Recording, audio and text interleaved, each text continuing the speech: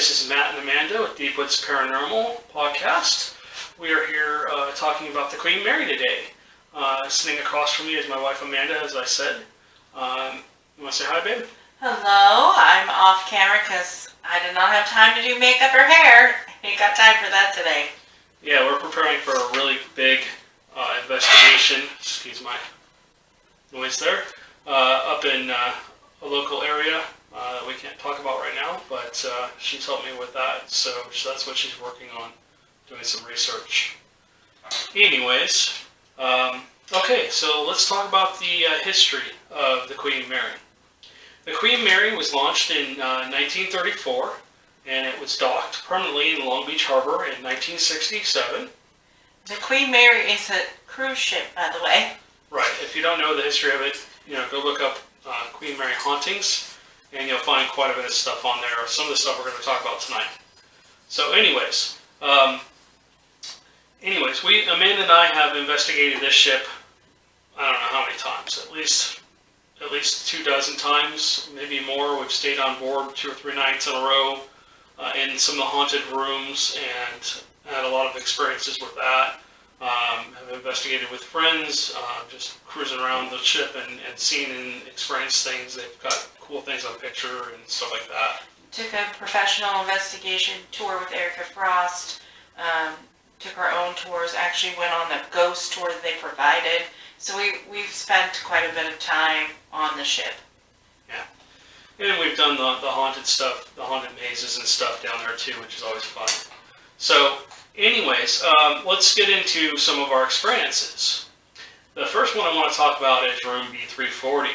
Yeah, everybody, if you know the Queen Mary, you've heard the stories of room B340. Room B340 is supposedly where, there's a lot of conflicting stories, but there's supposedly a few people, or a person that died in there, and under duress or under not very good circumstances, and now there's like poltergeist activity in that room. Things that were said to happen before they actually cleaned the room out. They had the bed make on its own. They'd have things fly across the room. Lights would go flying. Lights would turn off and on. There'd be noises inside the room and nobody was there. They could hear talking, footsteps, and stuff like that.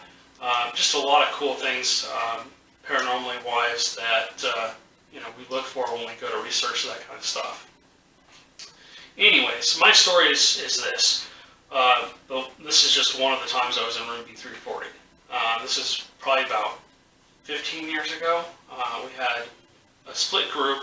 We had about 8 people in the room. A lady named Mary and I were on one side of the room that is true room B340 that combined 2 rooms together. On the other side, a bunch of other people, a bunch of other investigators were on the other side. And on our side, Mary and I both looked at each other and were like, what in the world? It just started getting thick and heavy feeling, and it just felt like something was going to happen. So half an hour later, 45 minutes later, recording ourselves, doing the EVP sessions, using the K2s and all that crap, nothing. Got nothing, which was very frustrating. So we essentially left the room, started walking up on those really long hallways, and I kept turning around because I felt like I was being watched, but I couldn't see anything down the hallway. So back then, we had the point-and-click cameras, the very first digital cameras. They were like 4 megapixels or whatever they were. They weren't very high, at least for the public use. So basically what I did was I started taking picture after picture after picture after picture. And I thought I saw something in one of them, but I couldn't tell what it was. It wasn't until later I got home that night and I downloaded the photos and actually got a shadow person right outside of room B340. And it was definitely a male entity. You could see just a big bulky guy standing at the end of the hallway. So that's my story of room B340. Yes, we did do other investigations in there. Never really got too much data. That room always feels kind of strange. Anyways, moving on. So that's my room B340 story. Let's talk about the pool area. There is a lot of controversial talk about the pool area. especially with a little girl named Jackie, is supposedly drowned in the first class pool. Well, if you go on the Queen Mary this day and age, the second class pool is where they spot Jackie, not the first class pool area. Where the first class pool area is, used to be, now has become a stage area, a theater area. But now where the second class pool, they also not only experience Jackie, but they also experience a couple other little kids too as well. And the story behind these other kids may be that they were actually murdered on board the ship. And they don't talk about a lot of the murders that have happened on the ship. There's been a lot of deaths on the ship, and they're very hard to find information on. So the story goes, a dad, a mom, and the two kids came on board the ship, and essentially the dad basically murdered the mom, murdered the kids, and then essentially went on to commit suicide. In that room, also, I don't remember the room number that is, I apologize, you can look it up for yourself, is also said to be haunted. So, but the story goes that the little kids like to come down and play with Jackie in the pool area. So getting back to the pool area, people experience little kids' wet footprints. They'll hear like a splash, like somebody jumped in the pool even though there's no water in the pool. It's just an empty space. Right. So essentially, then they'll see like little kids' footprints walking away, wet footprints on the ground, like somebody had just gotten out of the pool, walking away towards either the dressing room or the hallway down there. Speaking of the dressing rooms also supposedly are said to have some kind of vortex. Now, I don't know if that's true or not. Sometimes when you go into the dressing room area, yeah, it could be, could be haunted. My experiences in there, I only experienced it once, but it was pitch black, and they made us turn all the cameras off and everything. I don't know. But I did feel like something was standing right next to me. I don't know if it was just, my brain trying to figure out, trying to rationalize things or what, but it was kind of creepy, I'll have to give it that. So, moving on. Talking about another area that we investigated on the ship was the engine area. And I don't know how many times we've done investigations down there. A lot. Yeah, maybe at least a dozen, if not more. And we've come across a guy named John every once in a while. And his story is that they were doing a fire drill, and the bulkheads basically had doors that would close on their own. They were on a timer. And so they used to play a game of, can you get through the 6 or 8 bulkheads or whatever many it was before they close? Well, if you didn't make it, those bulkheads would not stop, the doors would not stop for you. They were thick, heavy bulkhead doors. Metal. Yeah, it's heavy steel, and they basically would kill you if you got caught in it, and that's pretty much what happened to John. I think he got through 3 doors before the door actually cut him in half, pretty much, mid-torso. He tried to jump to make it, and unfortunately didn't. And so John is said to haunt basically the engine room. Not only the engine room, but he haunts other places on the ship too, but mainly the engine room. We were down there and they had just done Halloween Haunt on the ship, and I was walking around and taking pictures again, and there was a couple Halloween props out there, and I caught a picture of what looked like a head. I didn't even know I got it until after I was going back through the pictures later on, about 2 weeks later. I started zooming in. I'm like, okay, that's really cool. They have a prop with a head and like shoulders and one arm, and then half of another arm, and like half of a torso and up a body. And so I start looking at it, I'm like, wait a minute. I started zooming in and I'm like, wait, hold on, I can see through that torso. What in the world? So I started zooming in, and I could realize, oh my gosh, I got a half body apparition essentially, which was really cool. That was also the time where, because it was right after the haunted tour, they have actually a room, like a metal room set up for people that freak out during the tour. So it wasn't a specific haunted tour, but the stuff was still set up because we came afterwards and, our friends took us. And we got a lot of EVP hits and in that room, in the panic room, is what they called it. Do you remember that? Well, that's new. Yeah, this happened, God, 18 years ago. Oh, it wasn't the same time as that. No, this is. I don't know what camera I had, but I'm pretty sure. I'm pretty sure it was digital. Yeah, it had to be digital. I don't think it was photos on CD or anything like that, which is where we started back in the day. It kind of ages us, but I don't know if you guys remember the story from the very first time we kind of talked about what got us into the paranormal, but the big VHS tape recorder that I used to carry around in the house that we lived in. And anyways, so yeah, I mean, the technology we had back then, I mean, it's nothing like what we have now. I mean, we have so much better equipment. It's not even funny. But yeah, she's talking about the panic room. We did experience a lot that night. We went back, a couple of years ago to California. Yeah. And we were out with a friend, and she said, "Hey, come on down." I got us into the, on another ghost hunting tour aboard the Queen Mary. And we're like, yeah, we'll go back to our old haunt. And so yeah, she's talking about the engine room. They've basically taken out all the boilers.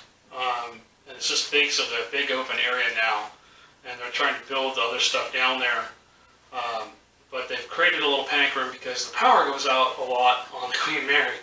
Nobody knows why, but the power just shuts down every once in a while out of nowhere.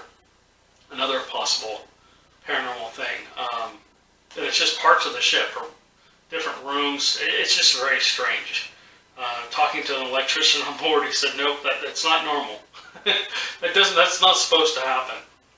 So yeah, we were in this. They created a little, I don't know, an 8x8 room, and we were sitting in there, and we had a couple K2s and a recorder, and the guy basically, kind of led us on an EVP session, and he said, "If you guys want to, take a break," and we're going to take a break for about a half an hour. I got to go grab something for my car. So essentially, long story short, we started doing our own EVP session with the K2s, and as Amanda was saying, I believe we picked up on what she was saying was a nurse. She was, whatever we were talking to said, "Hey, I'm a nurse." We started asking her a bunch of questions, and she responded with a K2, lighting it up several times, and answering questions for us, which was really amazing. Because it wasn't happening anywhere else. Yeah. In the tour. It was only happening in that room. So I had felt something a little ways back kind of follow us down, and I said, "Hey, come on with us," and that's kind of what happened. It basically either followed us or was already there or whatever, and wanted to communicate, which is cool. If you're watching our YouTube podcast, by the way, this is one of our rescues. This is Tinkerbell. Shorty's actually sitting there, and underneath the table under here is Mama. I don't know where Chance is, but we have 4 rescue dogs here. Anyways, guys, so let's talk about one more thing, and then basically we'll get off of here. Well, I want to share one of my favorite tours as well. Okay. So one of the times, and we've been so many times, can't remember which one this was, but it was me and Matt and a couple of our friends, and we had split up. And before we went on, because you can just walk into the Queen Mary. So we walked into the Queen Mary. It was night. It was dark. It was nighttime.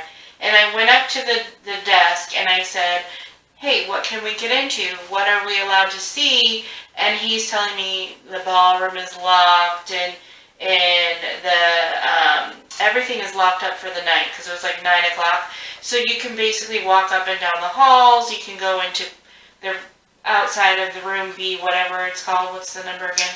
Room B340. Room B340. You can walk parts of the deck, but a lot of it's all locked up.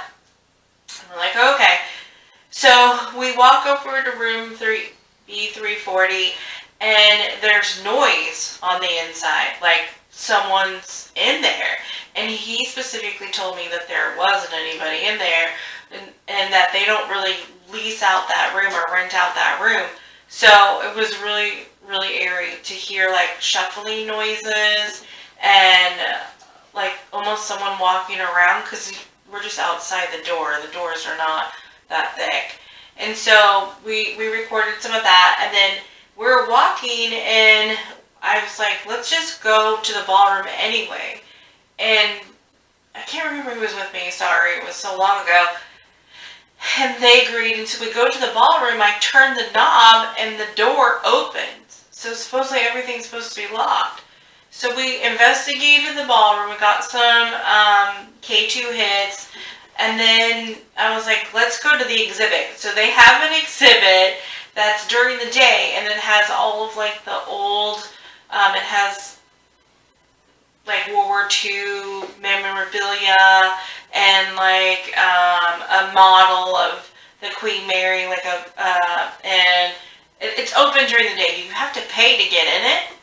So we went over there, and the door opened, and we went through the whole exhibit. So every door that we tried that night opened. We went to things that you would not you would not even see normally. So we got down to the bottom of the deck, and we were going through where they were storing like furniture. They had furniture store, like old 1940s furniture. I have no idea. We just kept going.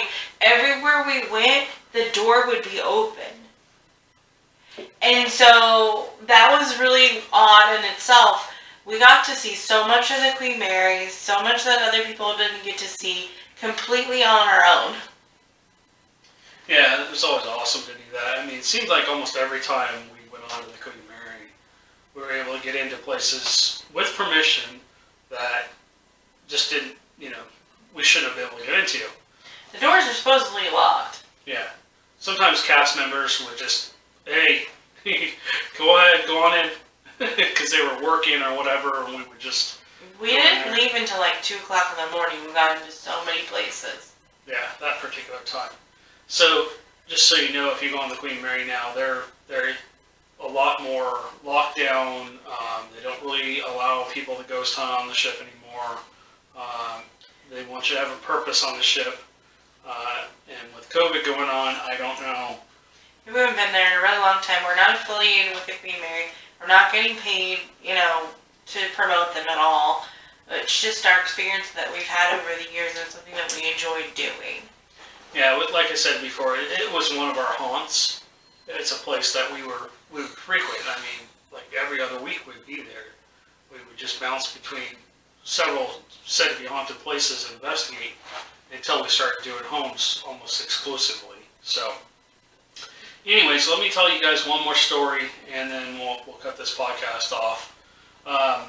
So back during World War II, the Queen Mary became what was called the Grey Ghost. And she would transport troops from Long Beach to England. And the reason she was painted gray was because of the German U-boats. And the whole idea was for her not to be spotted. So when she went into the English harbor, it was always kind of foggy or hazy out there. And the gray helped her kind of blend in and not be so obvious, because she's painted white, red, and black, which is pretty easy to spot.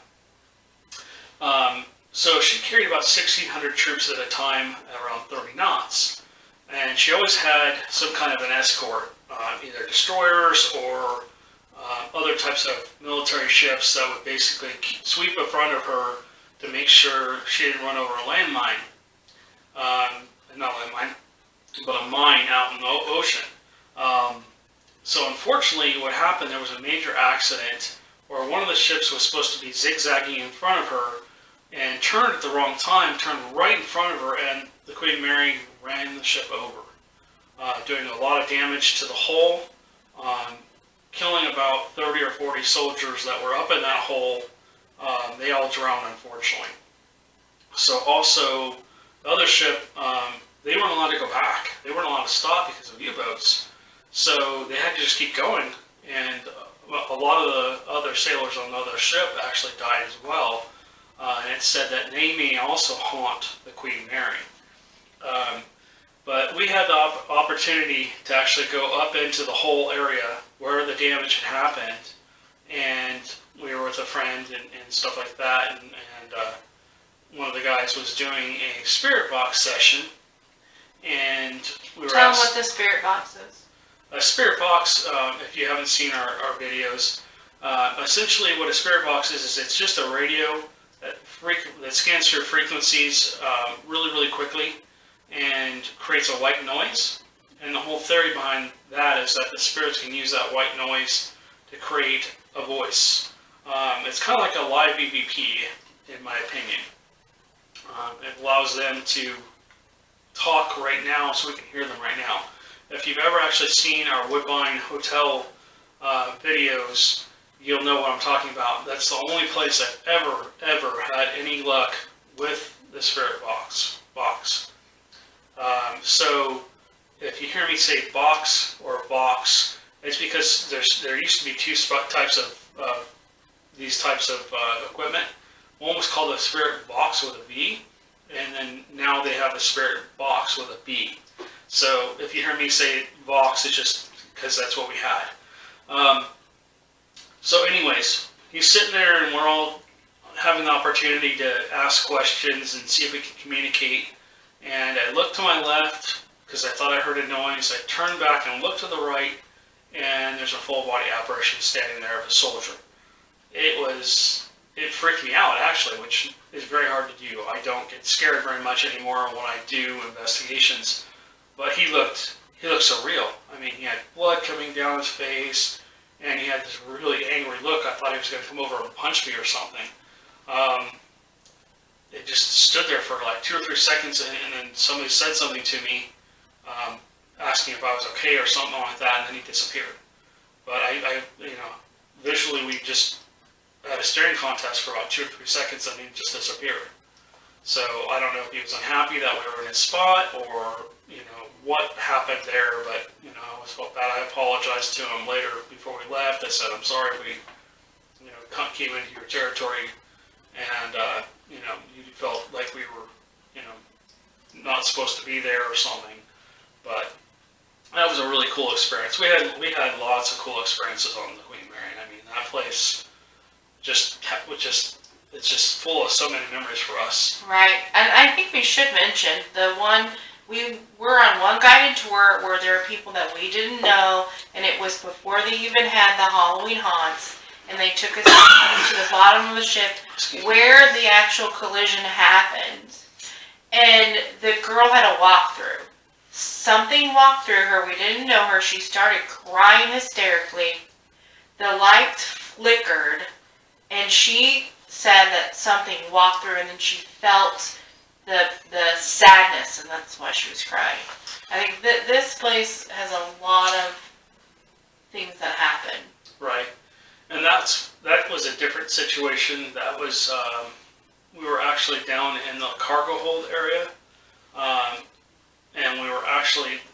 I just felt like something was following us the whole night we were there, and I got the opportunity to go down into the cargo hold where... We did. Yeah, well, I did. I was the only one going down into that part of the cargo hold. It was a very small area. It's like a 10 by 10 area, or 10 by 15 area, something like that. About 8 or 10 feet down. There was just a ladder.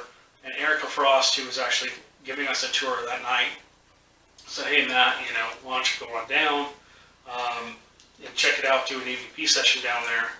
So that's what I was doing. I was climbing down the ladder when I heard a scream, and then I heard, hey, Matt, you gotta get up here, And what a walkthrough is basically a spirit.